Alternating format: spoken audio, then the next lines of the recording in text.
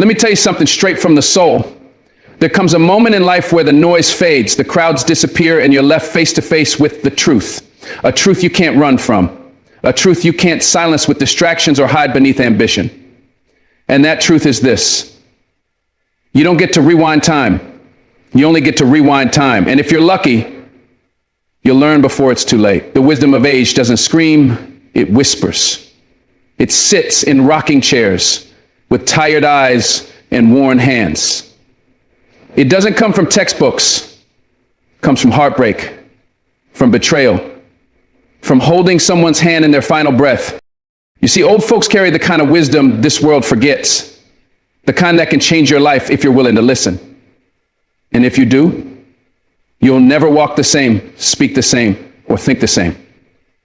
You'll see the world differently. You'll treat people differently. You'll value time like gold. Because once you learn these life lessons, they don't just teach you how to live, they teach you why to live. Now listen closely, this might be the message that changes everything. Time. It's that one thing you can never buy back. You can lose money and earn it again. You can fall behind in your career and catch up. You can break relationships and rebuild them, but once a moment is gone, it's gone. You blink and it's yesterday. You wake up and 10 years have passed. I've spoken to people who had everything. Fame, power, influence. And when they got to the end of their road, you know what they asked for? Not more money, not more success, just more time. One more hour with their mother. One more morning to tell someone they love them. One more minute to feel the sun on their skin. Time is sacred, but we treat it like it's disposable. We scroll through life distracted and disconnected, ignoring the seconds slipping away. You think you have forever until you don't. Until life throws something at you that makes you realize how fragile and fast it all really is. We act like we have time to waste. We put off dreams like we're guaranteed to see another sunrise. We hold grudges for months, sometimes years, as if we're promised another chance to forgive. We ignore people we love, waiting for the right time to call them, not realizing that call might be too late. You ever meet someone full of regret, someone who buried a friend or lost a loved one, with things left unsaid? It's a heavy pain, carrying that silence. The truth is, we're not promised tomorrow. We're not even promised tonight, yet we live like we're invincible, like we'll always have another chance to say what needs to be said, to do what needs to be done. That's why the people who truly understand time, they don't waste it. They protect it, they guard it like it's treasure, because it is. If you could hear the stories of the elderly, of the men and women whose bodies are tired but whose minds are full of wisdom, they would tell you the same thing. Don't wait. Don't wait to pursue that goal. Don't wait to speak from your heart. Don't wait to heal. Don't wait to live. Because life doesn't give warnings. It doesn't announce its endings. One day you're walking, dreaming, laughing, and the next everything changes. You get that phone call. You hear that diagnosis. You miss that opportunity. And in that moment, you'll realize time was never something to be managed. It was something to be honored. We keep looking ahead, chasing the next thing, forgetting that this moment is the only thing we truly own. Not tomorrow, not next year, just now. I remember hearing an old man say, "I wish I knew how short forever really was." That hit me. Because we all think we have forever, forever to chase our dreams, forever to make amends, forever to live life on our terms. But the truth, forever is just an illusion. It's not real. All we have is a certain number of days, a certain number of breaths, and none of us knows the number. So what are we doing with the time we have? Are we scrolling it away? Are we filling our days with things that drain our souls instead of feed them? Are we spending time with people who light us up, or are we wasting it in rooms where we don't belong? If you knew how little time you had left, how would you live differently? The scary thing about time is how quietly it moves. It doesn't knock, it doesn't make noise, it just slips through. You ever look back at a season of your life and wonder where it all went? High school, college, your 20s, your 30s, it all becomes a blur. Because we don't realize the value of the present until it becomes the past. And once it's the past, all we have left are memories. Some beautiful, some painful, some filled with regret. And let me tell you, the most painful memories are not the ones where you failed. They're the ones where you never tried. The missed chances, the words you never said, the love you were too afraid to give. Those are the moments that haunt you. We live like we'll live forever, but we age one heartbeat at a time. And with every heartbeat, with every tick of the clock, we get closer to the end. That's not meant to scare you. It's meant to wake you up. Because too many people are sleepwalking through life, just going through the motions, just surviving instead of living. You were not born to pay bills and die. You were not created to just exist. You were made with purpose. Your time is your life, and how you spend it, that's how you build your legacy. It's not in the big moments, it's in the daily moments, the small choices, the quiet sacrifices, the consistent pursuit of what matters. I've seen people get second chances at life, a near-death experience, a health scare, losing someone close. And do you know what changed for them? Not their wardrobe, not their job title, their mindset about time. Suddenly, every moment mattered. They laughed louder, hugged tighter, forgave quicker. They started living. Don't wait for a tragedy to teach you what time is worth. Learn it now. Decide today to honor your time like a sacred gift. Because when you do that, when you really start to see time for what it is, you stop chasing what doesn't matter. You stop stressing over people who don't value you. You stop compromising your peace for the sake of pleasing others. You become intentional with every breath. You see, people talk about success, about climbing ladders, building wealth, gaining influence. But what is success without time to enjoy it? What is wealth without time to spend with the people you love? What is influence if you never took time to rest, reflect, and be real with yourself? That's the trap. We think more means better, but more without time is nothing. You can't buy back the years you lost in toxic places. You can't go back and redo the moments you wasted worrying about things that never even matter. But what you can do, what you must do, is protect your time from this day forward. Be mindful of who you give it to. Be deliberate about what you give it for. There's an urgency that comes with understanding time. It's not panic, it's not fear, it's clarity. It's that still, deep realization that you don't want to miss what matters most. That you don't want to be so busy building a future that you forget to live in the present. That you don't want to spend your life climbing a ladder only to realize it was leaning against the wrong wall. Time teaches us that being present is more powerful than being perfect, that showing up matters more than showing off, that listening deeply means more than talking endlessly. When you live like time is sacred, you stop performing for the world and start connecting with it. So if there's someone you need to forgive, do it. If there's a dream you keep postponing, start it. If there's a place you've always wanted to go, go. If there's someone you love, tell them. Time is not waiting for you. It's not going to slow down because you're unsure or afraid. It's moving whether you move or not. And that's why you must live like every day is a chance to become who you were always meant to be. Stop looking at the clock. Become the reason your time matters. Because once you understand this, once this sinks into your spirit, you will never, ever waste another moment again. There's something the old folks know that many of us forget while we're rushing through life. People don't stay forever. No matter how strong, no matter how close, no matter how much you love them, they don't stay.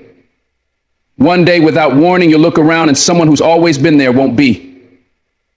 Their chair will be empty. Their laugh will be a memory. Their presence will echo in rooms they used to light up. And when that happens, you don't think about the arguments. You don't think about the petty stuff. You think about all the things you didn't say. You think about how much time you thought you had left.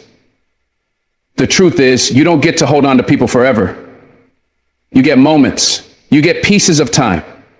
And if you're wise, you hold those pieces with everything in you.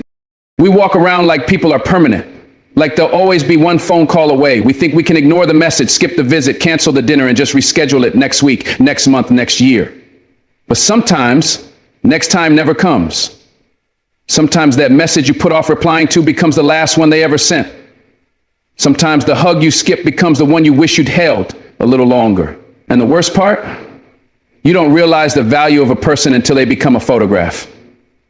until their voice becomes a recording, until their birthday shows up and they're not here to celebrate it. That's when it hits you. People leave, not always because they want to, but because life moves that way. Death doesn't make appointments. It just arrives. I've seen strong men fall apart when they lost their fathers. Men who thought they still had time to say, "I'm proud of you," or "Thank you for raising me into the man I am." I've watched mothers bury their children, holding on to teddy bears and baby shoes, wishing they could go back and relive every bedtime story. The pain of loss changes you. It strips away your ego. It silences the noise. It makes you realize that love is not something you wait to give. It's something you pour out now while you still can. The elderly, they don't tell you to chase more money. They don't tell you to climb higher on the career ladder. They tell you to love, to sit down, to call your sister, to forgive your brother, to hold your child, because they know what it feels like to run out of time. There was a man I met once who used to sit alone in a park every Sunday, staring at the same bench. I asked him why he always came to that spot, and he told me, "My wife and I used to sit here every Sunday for 40 years. She's been gone for 5, but I still feel her here." That's the kind of love that doesn't die. That's the kind of connection that outlives the body. And yet he told me with tears in his eyes, if I could go back, I would have put the phone down more. I would have danced with her more. Even when the music was bad, I would have told her she was beautiful every single day. You see, regrets are heavy. They don't just weigh on the mind. They crush the soul. And most regrets aren't about what we did wrong. They're about what we didn't do at all. When you talk to old people, they'll tell you the greatest currency in this world isn't money, it's presence. It's being there. Not just physically, but emotionally. Really seeing someone. Really hearing them. Listening without the distraction of your screen. Holding their hand like it matters. Laughing at their jokes, even if you've heard them 100 times. That's love. Not grand gestures, not expensive gifts. It's being there in the moments that seem small. Because those moments are the ones you'll miss the most. A Sunday coffee, a late night talk, a road trip with no destination. One day, all of it will be gone. And all you'll wish is that you could go back and live it one more time. But here's what we do instead. We wait. We wait to say, "I'm sorry," because we're too stubborn. We wait to say, "I miss you," because we don't want to look weak. We wait to say, "I love you," because we think we have time. But the truth is, that delay steals everything. It robs us of connection. It builds walls where there should be bridges. And before you know it, the moment is gone and the person is gone. And all you have left is the silence of what could. The world doesn't need more prideful hearts. It needs more people willing to speak up, to show up, to love without condition. Because love delayed is love denied. And sometimes that delay lasts forever. You want to know what strength looks like? It's a man breaking down at his mother's funeral because he never told her he appreciated her sacrifices. It's a woman sitting by her father's hospital bed whispering, "I wish I had more time." That's the real weight of love. It's not found in comfort. It's found in the moments you realize just how fragile life is. And once you see that, once you feel the pain of losing someone you didn't love fully while you had the chance, it marks you. It changes the way you live. You stop playing games. You stop waiting for signs. You pick up the phone. You drive across town. You hold them tighter. Because you know now, nothing lasts forever. And let's not forget the people who leave without dying. The ones who walk out of your life and never come back. That kind of grief is different. It's not about death. It's about distance. It's about wondering what went wrong. It's about missed chances and broken connections. And sometimes the hardest thing to accept is that the version of them you loved is gone. And you don't get to have closure. But still, the same lesson applies. While you had them, did you cherish them? Did you appreciate the time you spent together? Or were you too busy being right, being busy, being distracted to see the value of what you had? So many of us spend years chasing things that don't matter, while the people who do matter are sitting right next to us, waiting to be noticed, waiting to be seen. We assume they'll be there tomorrow, and the next day, and the next. But life doesn't ask for our permission to change. One moment, everything is normal. The next, everything is upside down. And when that happens, when the people you love are suddenly out of reach, it doesn't matter how successful you are. It doesn't matter what's in your bank account. It doesn't matter how many followers you have. All that matters is how you loved and who you loved. If you've got someone in your life you care about, tell them. If you've got someone you're grateful for, show them. Don't wait until the funeral to bring flowers. Don't wait until the obituary to post a memory. Let them know now. Hug your parents. Call your grandparents. Say, I forgive you. Say, thank you. Say, I need you. Say, I love you, without holding back. Because people leave, and when they do, all you'll want is one more moment, one more smile, one more chance to say what your heart was too afraid to say before. Don't let fear or pride rob you of that. Love them while you can. Because once they're gone, they're gone. They're gone. Happiness is something that we often look for outside of ourselves. We believe that if we could just get that new car, that bigger house, that perfect relationship, or the ideal job, then we would finally be happy. We tie our sense of well-being to material possessions or external achievements, thinking that these things will fill the void within us. But the truth is, no matter how much we acquire, no matter how many goals we achieve, the emptiness often remains. It's as if there's a part of us that no material possession or external validation can ever truly satisfy. The pursuit of happiness through things is like trying to quench your thirst by drinking salt water. It only leaves you more parched. True happiness doesn't come from what we have. It comes from who we are. It comes from within. We must realize that we have the power to create our own happiness, regardless of our circumstances. The key lies in shifting our perspective and focusing on what truly matters: our thoughts, our mindset, and our inner peace. It's easy to get caught up in the idea that happiness comes from the things we can see and touch. Society constantly tells us that we need more, that we need to upgrade, that we need to be more successful to be happy. We see others getting what they want, and we start to compare ourselves, thinking that if we could only live their life, then we would finally experience the happiness we crave. But this external chase is never ending. Every time we think we've reached the destination of happiness, we find another hurdle or another item to chase. We get a new car, and then we see someone else with an even better car. We get a promotion, and then we start aiming for the next one. We think happiness is always just one step away, just one acquisition away. But the truth is, happiness isn't something that can be chased or bought.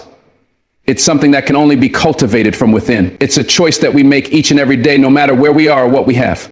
To truly understand that happiness comes from within, we must first come to terms with the fact that we cannot control everything around us. Life will always throw challenges our way, and there will always be things we want or things we wish were different. The key is in how we respond to those challenges. Do we let external circumstances dictate our happiness? Or do we take charge of our inner world? Happiness is not about getting everything we want. It's about finding peace and contentment with what we have right now. It's about being grateful for the present moment and learning to find joy in the simple things, like a good conversation, a beautiful sunset, or a quiet moment of reflection. When we stop looking for happiness outside of ourselves and begin to look within, we start to see that happiness is not dependent on our circumstances. It's always been inside of us, waiting to be unlocked. The most important thing to realize is that happiness is not something that can be postponed. Too often we say to ourselves, I'll be happy when I get that promotion, or I'll be happy when I finally find the right relationship. We put off our happiness thinking that it's something we can only experience in the future, once we've achieved certain things or reached certain milestones. But happiness is not a future event, it's a present one. It's something that we can choose right now, regardless of our circumstances. It's about changing our mindset and recognizing that the present moment is all we really have. The external world will continue to change, but the happiness that comes from within can remain constant if we allow it. We don't have to wait for a certain event to take place to feel happiness. We can start feeling it today by choosing to focus on what's good in our lives right now, by practicing gratitude and by being content with the present moment. Happiness also comes from acceptance. We must learn to accept ourselves as we are, flaws and all. Too often we chase after happiness by trying to be something or someone we're not. We think that if we could just change our appearance, our personality, or our circumstances, then we would finally be happy. But true happiness begins with self-acceptance.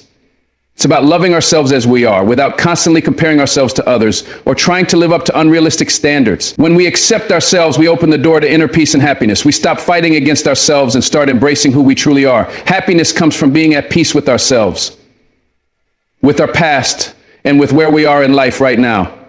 We can choose to love ourselves even on the days when we don't feel like we measure up. And when we do, we unlock the greatest source of happiness we could ever find. Furthermore, happiness comes from a sense of purpose. We are not designed to live aimlessly, drifting from one thing to the next. Deep within us is a longing for meaning, for something that gives our lives direction and significance. When we find our purpose, whether it's in our work, our relationships, or our personal passions, we experience a profound sense of fulfillment that no material possession can give us. Purpose is the fuel that drives us, and it's the reason we can be happy even in the face of challenges. It's easy to get distracted by the noise of the world and lose sight of what truly matters. But when we align ourselves with our deeper purpose, we find a lasting sense of happiness that isn't dependent on what we own or what we achieve. It's rooted in the knowledge that we're doing something meaningful, something that is uniquely ours, and something that brings us joy. We must also recognize that happiness is not a constant state. It's not something that we can maintain at all times, no matter how hard we try. Life is full of ups and downs. And there will always be moments of sadness, frustration, and pain. But even in those moments, we have the ability to choose happiness. It's not about avoiding negative emotions or pretending everything is perfect. It's about finding balance and peace, even when things aren't going well. Happiness is not about living in a perpetual state of joy. It's about being able to navigate the highs and lows of life with grace and resilience. It's about knowing that even when we face difficulties, we have the inner strength to get through them and come out stronger on the other side. The key is not to depend on external circumstances for our happiness, but to cultivate an internal sense of peace and joy that remains steady no matter what life throws our way. Another crucial aspect of happiness is the relationships we nurture.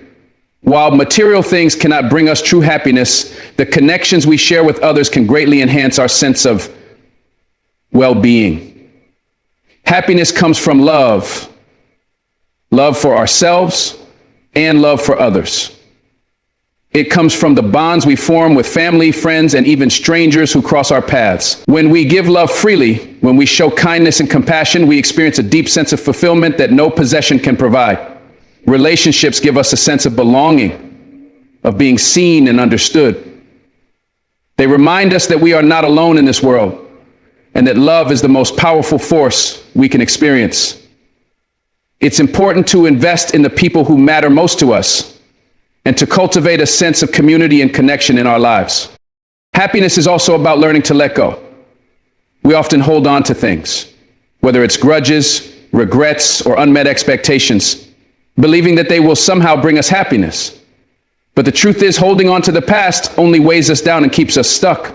Happiness comes when we learn to release the things that no longer serve us, when we let go of the need for control and embrace the flow of life. It's about trusting that everything is unfolding as it should and that we don't need to have everything figured out. Letting go frees us to experience life fully without the burden of carrying unnecessary baggage. It allows us to move forward with lightness and grace, knowing that happiness isn't tied to anything we can hold on to, but to the freedom to live fully in the present moment. Finally, we must realize that happiness is not something that is given to us, it's something that we create. It's not a gift that is handed out to those who deserve it or those who have achieved enough. Happiness is a practice, a habit, and a mindset that we cultivate over time. It's not about finding it in the external world, but about creating it within ourselves. It's about making the choice to focus on the good, to be present in the moment, to accept ourselves and others, and to pursue a life of meaning and purpose. Happiness is something that is within our control, and it starts with the decision to choose it. We must stop waiting for happiness to come to us and instead take responsibility for creating it ourselves. You don't really understand how priceless your health is until the day it's taken from you. When your back aches in ways it never used to. When the energy that carried you through long days suddenly disappears without warning. When getting out of bed feels like lifting a mountain, not just your body. That's when it hits you. Not when you're young and invincible, but when your body starts whispering warnings, then screaming them. That's when you realize health isn't a given, it's a gift. You can chase the bag, build empires, buy the nicest car on the block, but if your body breaks down, none of it matters. A hospital bed turns even the strongest into the most vulnerable. No amount of money can replace a healthy heart.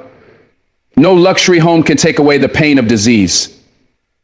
Your health is your foundation, your fuel, your freedom.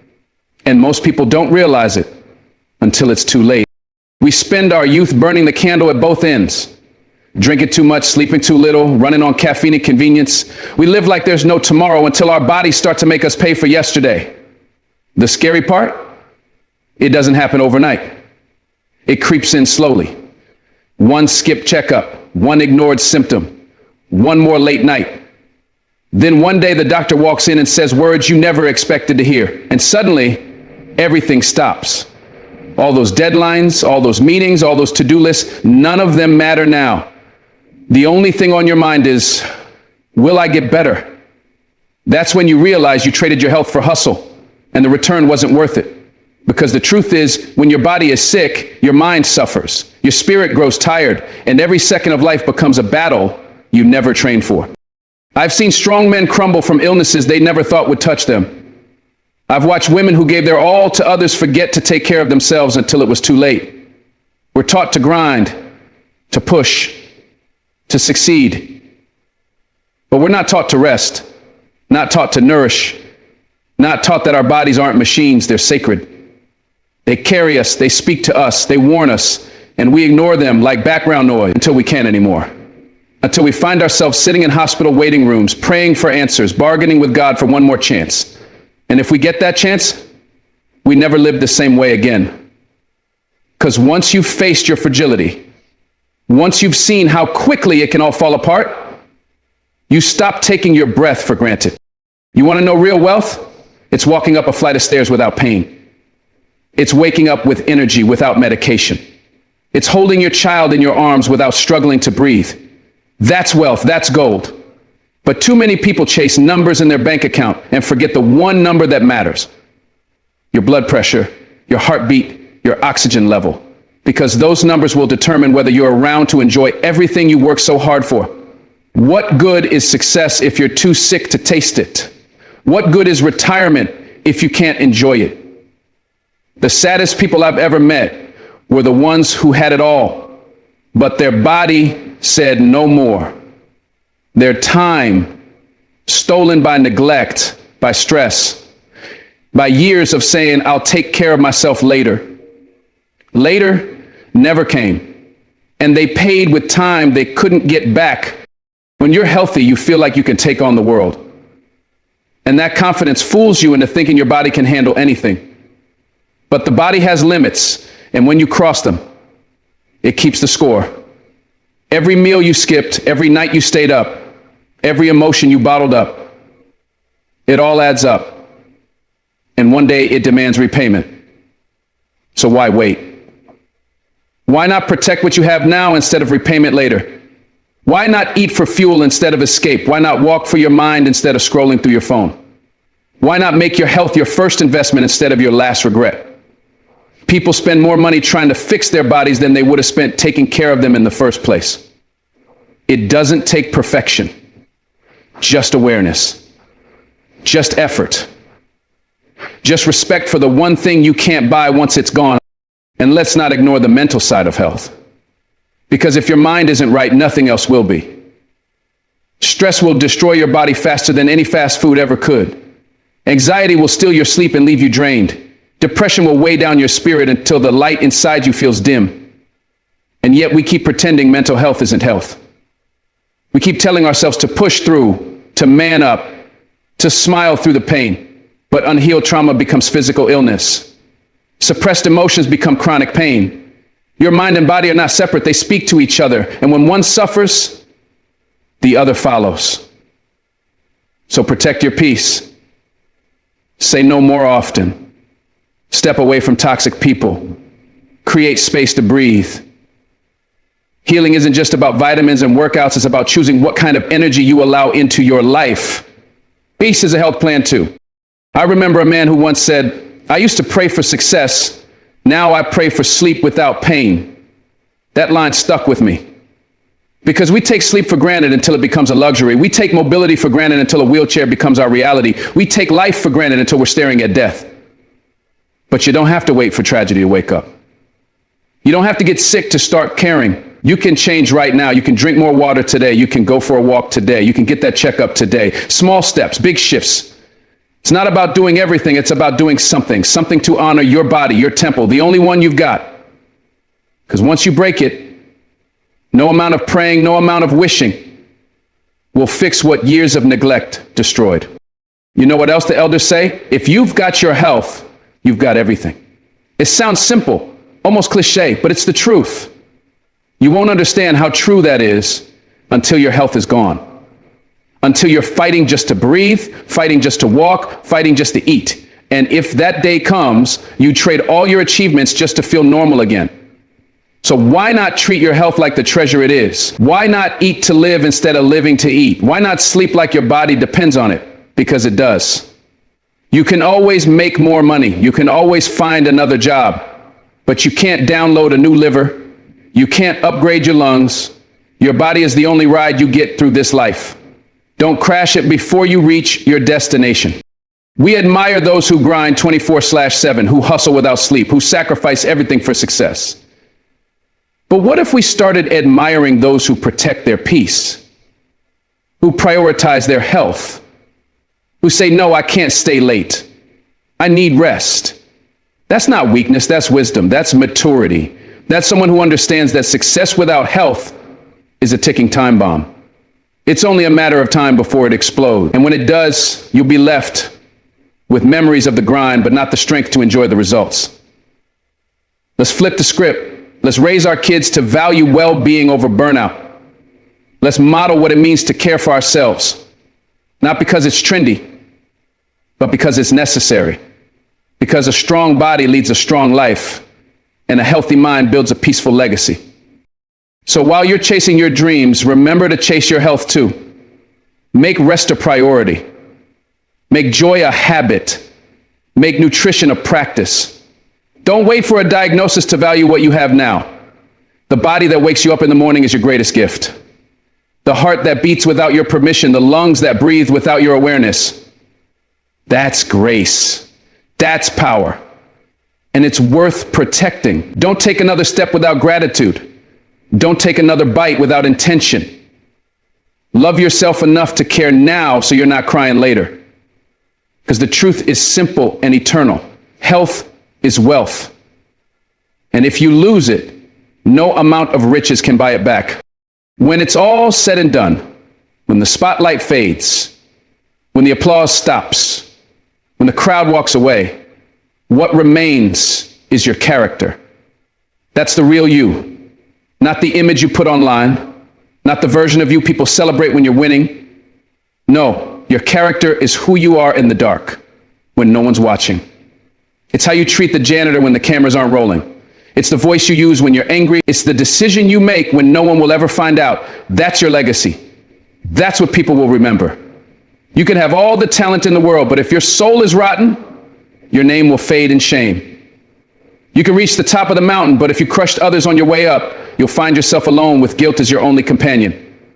Because at the end of life, people won't ask how much money you made. They'll remember how you made them feel. Character is what carries you when charm runs out. It's what speaks when your lips are silent. It's not about being perfect. It's about being real, being principled, being human. Your reputation is built in moments of choice. When someone betrays you, do you retaliate or rise above?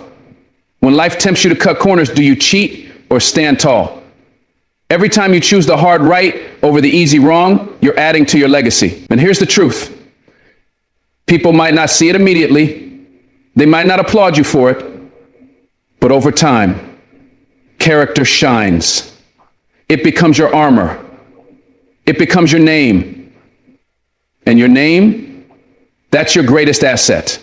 Your name outlives your job, outlives your body, outlives your achievements. When people say your name years after you're gone, what do you want them to feel? That's the question you need to answer now while you're still breathing. See, we live in a world where image is praised more than integrity. People will sell their soul for clout. They'll lie for followers. They'll act righteous when the cameras are rolling, but treat their own family with disrespect behind closed doors.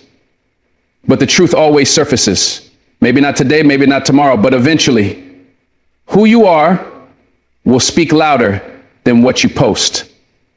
That's why you've got to build your life on something real, because the world can take your job. They can cancel your contract.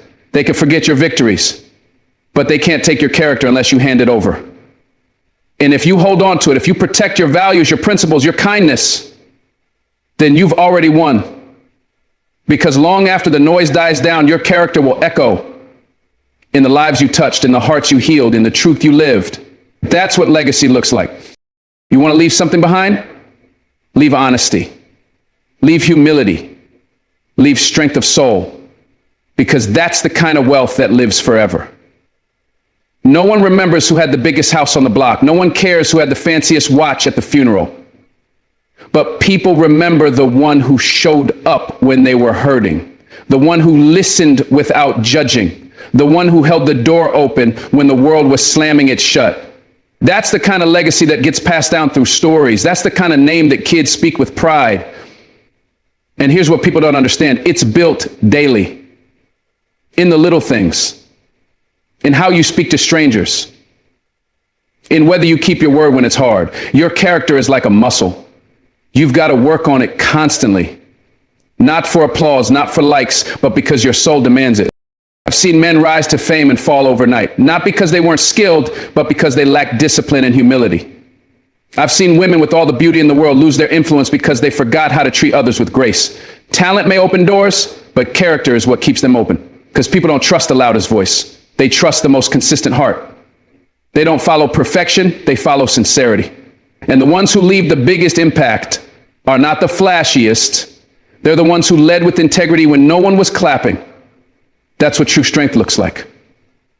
It's quiet, it's steady, it's unshakable. And in a world full of distractions and masks, character is rare, but when you find it, you never forget it. You ever notice how the elders speak about people who've passed? They don't talk about how rich they were. They say he was a good man. She was always there for everyone. He never had much, but he'd give you the shirt off his back. That's legacy. That's character. It's not built on your resume. It's built on your relationships, on your integrity, on whether you chose kindness over convenience. And the beautiful part is, it's never too late to build it. You don't need a platform. You don't need a degree. You don't need permission.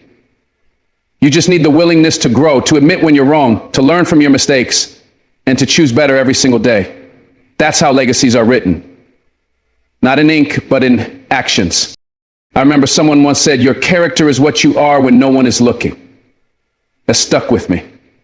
Because it means your real worth isn't defined by the stage or the audience. It's defined in silence, in how you treat people who can do nothing for you, in how you respond when the pressure rises. It's in how you act when you're hurt, when you're angry, when you're tempted. That's when character shows up. That's when your true self is revealed. And here's the thing. Building character isn't glamorous. It's hard, it's slow, it's humbling. But every time you choose patience over pride, forgiveness over bitterness, truth over comfort, you grow. And you may not see it instantly, but over time, that growth becomes your greatness. One day, all that will be left of us are the memories we leave behind, not the trophies, not the promotions, but the way we loved, the way we carried ourselves, the values we lived by. So make sure your life tells a story worth remembering. Not a perfect story, but a real one. A story of someone who kept showing up, someone who stood tall in storms, someone who apologized when they were wrong, someone who inspired others just by living with honor. That's the kind of legacy that echoes through generations. It's not loud, but it's lasting. It's not trendy, but it's timeless. Because when you leave this earth, the world won't remember your Instagram bio. They'll remember your heart. So don't waste time chasing approval. Don't trade your values for popularity. Don't silence your integrity for acceptance, because in the end, you have to live with yourself. You have to face that mirror every day and ask, did I live like I believed? Did I love like I should have? Did I leave light or leave wounds? And when you build your life on character, you can answer yes with confidence, not because you were flawless, but because you were faithful. Because you stayed true to who you were, even when it cost you. And in a world of artificial everything, real stands out. Real lasts. Real leads. And real leaves behind a legacy no one can erase.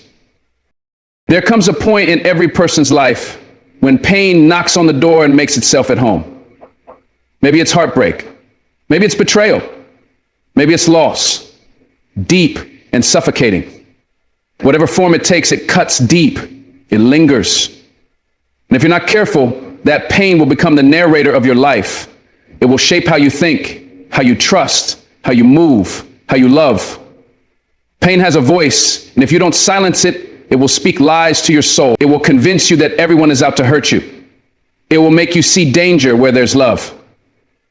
It will make you guard your heart so tightly that nothing, good or bad, can reach it.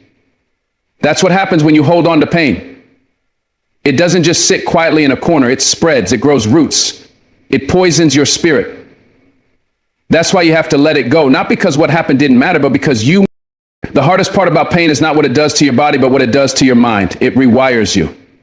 It changes how you see people. It teaches you to expect the worst, to prepare for disappointment, to brace for impact even when things are calm. You stop celebrating joy because you're too scared it won't last. You hold back from love because you're afraid it'll leave. But the truth is, when pain becomes your filter, you stop seeing the world as it is and start seeing it through the lens of what broke you. And that's no way to live. That's a cage, not a life. That's survival, not freedom. And yes, I get it. Letting go is hard. It feels like betrayal. It feels like saying what they did was okay. But it's not about them. It's about you. It's about not letting what broke you become what defines you. You are not the pain. You are not the memory. You are not the wound. You are the warrior who walks through it and chooses to heal. When you carry pain too long, it becomes part of your identity. You start saying, this is just who I am. But no, that's who you became when you were hurting. That's not who you're meant to be. Pain will lie to you. It will whisper that you're unlovable, that you're not enough, that you'll never trust again. But none of that is true. The pain is loud, but your purpose is louder. And your healing, that's your responsibility. You may not have caused the wound, but it's up to you whether it keeps bleeding. And healing isn't forgetting. Healing is remembering without reliving. It's looking at the scar and knowing you survived. It's learning to speak without trembling, to feel without falling apart. And you don't have to rush. Healing takes time. But it starts the moment you decide, I deserve better than to be held hostage by my past. There's a certain type of pain that doesn't scream. It simmers. It hides beneath the surface. It comes out in silence, in short tempers, in anxiety, in distance. You think you've moved on, but it's still there, pulling strings in your life like a quiet puppeteer. It controls how you speak, how you act, how you react. That's why letting go isn't a one-time decision. It's a process, a choice you make again and again. Every time the memory shows up, you choose peace over bitterness. Every time the anger rises, you choose grace over revenge. Not because they deserve it, but because you do. You deserve to be free. You deserve to sleep without that weight on your chest. You deserve to laugh without guilt. You deserve a future that isn't stained by your past. But you can't have that if you keep letting the pain write your story. Some people never let go because they think their pain is their power, that if they hold on to it, it makes them strong. But that's not strength, that's survival. Real strength is forgiveness. Real strength is vulnerability. Real strength is saying, I'm not okay, and choosing to heal anyway. Because when you keep clinging to the pain, you're letting the person who hurt you twice. Once when it happened, and again every day you choose to carry it. That's not justice. That's self-destruction, and you deserve better. You don't have to forget. You don't have to pretend it didn't happen, but you do have to stop letting it own you, because pain will rob you of everything beautiful if you let it. It'll steal your joy, your hope, your dreams. Don't give it that power. Take your life back, take your peace back, take you back. You ever meet someone who hasn't healed from something that happened 20 years ago? You can see it in their eyes, you can hear it in their voice. The world changed, time passed, but they stayed stuck in that moment. That's what pain does. It freezes you. It traps you in a time that doesn't exist anymore. And that's the tragedy. Life kept moving, but they didn't. They missed the love. They missed the laughter. They missed the open doors, the second chances, the new beginnings. All because they were too busy staring at what broke behind them. But listen to me closely. You are not obligated to stay wounded. You are allowed to walk away from what hurts. You are allowed to outgrow the pain. You are allowed to step into a new version of yourself. One that smiles again. One that trusts again. One that loves again. But you have to choose it. Nobody can do that for you. There will be days when the pain feels fresh, even after years. A song will play. A scent will pass by. A familiar voice will echo. And suddenly you're back there, where it hurt, where it broke, where it all fell apart. That's okay. That's part of healing. Triggers don't mean you haven't healed. They mean you're still healing. And healing isn't linear, it's messy. But the key is not letting those moments pull you under. Let them pass. Breathe through them. Speak truth over them. Tell yourself, I am not who I was back then. I am stronger now. I am wiser now. I am healing now. Because every time you face the pain without letting it drown you, you take back a little more of your power. And little by little, you get lighter. Little by little, you start to feel again. Really feel. And that's when you know the pain no longer owns you. You don't have to be angry to be strong. You don't have to hold a grudge to protect yourself. You don't have to keep reliving the pain to remember the lesson. There is wisdom in release. There is courage in peace. There is power in surrender. Not surrender to the hurt, but surrender to healing. When you stop fighting the past, you start living in the present. And that's where the beauty is. That's where joy lives. That's where peace rests. But you can't hold it if your hands are full of pain. You've got to release what no longer serves you. The bitterness, the resentment, the self-blame, all of it. And it will feel unfamiliar at first, like you're losing a part of yourself. But what you're really losing is the weight that was never yours to carry. You're not losing strength, you're discovering it. Letting go doesn't mean you stop caring. It means you care enough about your future not to let your past destroy it. It means you finally understand that pain doesn't disappear just because you ignore it. It disappears because you face it, you feel it, and you free it. It means you stop asking why it happened and start asking what you're going to do with it.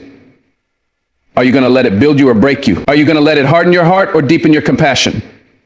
That's your choice. Always has been. And when you choose to let go, really let go, you'll feel something unfamiliar. Peace. It won't be loud. It won't be flashy. It'll be quiet, steady, like a weight lifted, like a deep breath you didn't know you were holding. And in that peace, you'll find pieces of yourself that you thought were gone forever. Because at the end of the day, holding on to pain doesn't protect you, it punishes you. It keeps you stuck, it keeps you bitter, it keeps you afraid. But you were not made to live in fear. You were made to rise. You were made to overcome. You were made to love and be loved. So if the pain is still speaking, it's time to speak back. It's time to say, you don't control me anymore. You don't define me anymore. I am not what happened to me. I am what I choose to become. And when you say that, when you believe that, you take your life back. One breath at a time, one choice at a time, one healing moment at a time. Because pain may visit, but it doesn't have to live with you. Let it go or it will own you. But if you let it go, you'll finally be free. When we carry pain for too long, it doesn't just weigh down our hearts. It begins to shape who we are, how we think, and how we move through the world. Pain left unchecked becomes the lens we see everything through. It distorts reality, builds walls around us, and slowly steals our joy, our hope, and even our identity. But there comes a moment, a defining moment, when we must choose. We must choose whether we want to stay trapped in the past or walk boldly into the future. And that moment begins with letting go. Not forgetting, not pretending, but releasing the grip that pain has on our soul so we can breathe again, so we can live again. Letting go of the pain doesn't mean what happened didn't hurt. It doesn't mean it was fair. It means we're done giving it power. We're done allowing it to write our story. Healing doesn't come overnight. It's not clean or simple. It's a messy, ongoing journey of facing the pain, feeling it, processing it, and then making the daily decision to move forward anyway. Because you are not what broke you. You are not what hurt you. You are what survived. You are what grew. You are what healed, even when no one else knew what it cost you. We have to remember that holding on to anger, bitterness, and sorrow doesn't shield us. It sabotages us. It locks us inside our own mind and whispers lies that we're unlovable, unworthy, or broken beyond repair. But none of that is true. You are worthy of peace. You are worthy of love. You are worthy of a life that isn't ruled by the ghosts of yesterday. It's okay to grieve. It's okay to feel the weight of it all, but don't unpack there. Don't build your future in the ruins of your pain. There is more ahead. There is healing. There is restoration. There is joy that still belongs to you. So take the pain, learn from it, grow from it, but don't let it define you. You were created for more than surviving. You were created to thrive, to love deeply, to rise with strength, and to walk forward with faith. What happened to you is part of your story, but it is not your final chapter. Don't let the pain own you. Let it refine you. Let it teach you. And then let it go. Because your life is waiting on the other side of your healing. Thank you for listening. May your heart find peace. May your soul find rest. And may your spirit rise again with boldness and strength. You are not alone. You are not forgotten. Keep moving forward. God bless you.